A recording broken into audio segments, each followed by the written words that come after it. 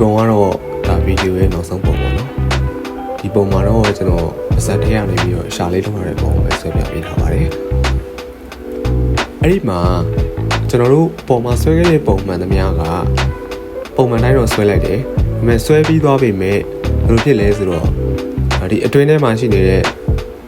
အစိပ်ပိုင်းတွေနဲ့ဒီအပြင် character ရဲ့ outline တွေက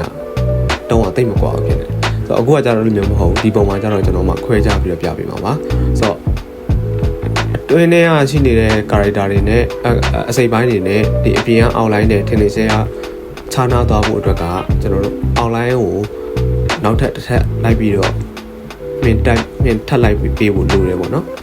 ဆိုတော့အဲ့ဒါမှသာလေအတွင်းထဲက character နဲ့အတွင်းထဲကအစိပ်ပိုင်းနဲ့အပြင်က character ရဲ့ outline နဲ့ကထင်နေစေကဖြစ်သွားမှာဖြစ်ပါတယ်ပုံမှန်ကြည့်ပါ